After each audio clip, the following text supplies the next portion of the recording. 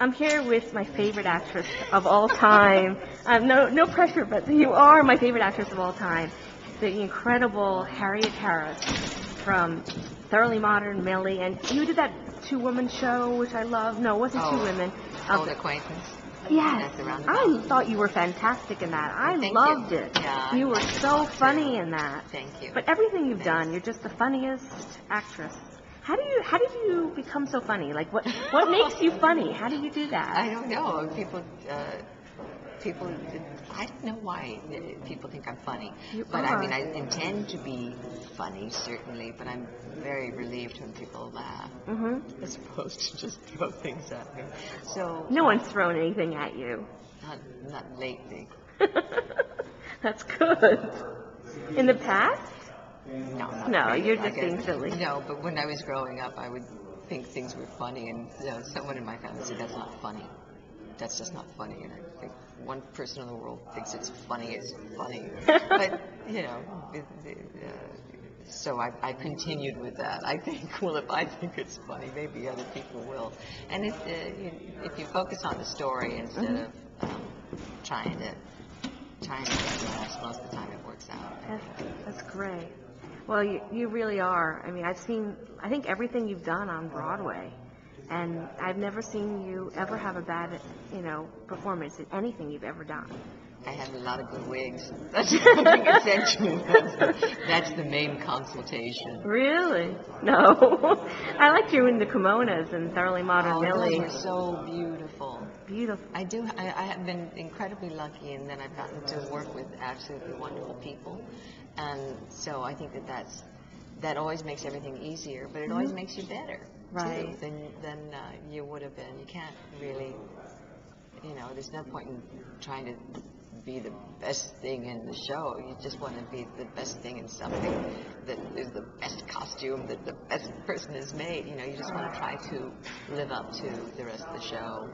Right. So, do you have a favorite role? I mean, you've done so many incredible roles. Is there like one that you could say has been the most fun for you? I think a few years ago, I normally do like the thing I'm doing at the time the best. But there are, and I love getting to do Madame Dilly. It's just an awful lot of fun. And even when I'm not on stage, I'm getting to listen to this glorious music. Yes. And the story is so funny. So I do love doing that. But there are a number of things that I've gotten to do over the years that I think, gosh, it's just, maybe Mrs. Mears was one, or Vivi on Frasier was one. So funny. Or I got to do Amanda in Glass Menagerie, which I was thrilled to do because that's why I wanted to be an actress. I read that when I was a kid, and I thought that's a worthwhile thing to do. And I got to do that at the Guthrie a few years ago. And that's probably my favorite part, because it was an ambition of mine to get to play it, and then having played it, it was different in doing it than I thought it would be. Would you like them to bring that, the Glass Menagerie? Well, Judy's going to do it. Judy Ivey's doing it here, so I would love to have done it here. I'd love to do it somewhere. I think when I did it, a lot of my friends said, "Oh, you're really not the right age for it." I thought, they offered it to me. That's fantastic. I'm gonna do it. Are you crazy? And I don't think, realistically, I wasn't too young for it. I think it's just I was younger than the Amandas usually are. So I'm hoping I get to do it again. I think I could do it again in 10 years, and it would be okay. So producers out there have to bring that, Well, it's an awfully funny play. Yes. And that's one thing that I really enjoy about Williams, is how incredibly funny he is. So that's why I love that, and why I love this is because it's an opportunity to thwart young love, which I think is a great thing to get to do in a musical, because it's always, how do we get this love to happen? And Madame Dilly is really just trying to nip that in the bud, make sure that doesn't happen, because it's not good for her. So she has a very strong objective, and that's always fun to play. That's good. Is it over the top like some of your other characters? I think my top is just very high. I love it. It may be over some people's top, but No. It's not in her mind. So, but it's a big performance. It's got to be. Right. She's a drunk singing teacher at Carnegie Hall. I mean, it's got to be pretty big. I haven't seen the show, believe it or not. Oh, so it's a I can't wait beautiful to see it. Yeah. It's just I would think any production of it must be so much fun to see. But the dancing in this is incredible, and the cast is absolutely lovely. And it's a great story. I saw the movie a long time ago. The show's so much better than the movie, Good. even though the movie's lovely. But to be able to see that in front of you and see it happening, and someone was saying it's such a Valentine to New York, but I really think that the main important part of the show is not that it's about New York, but that it's about these strange meetings that you don't realize how important that meeting is going to be, and that sometimes you really do meet the right person at the right time. And these sailors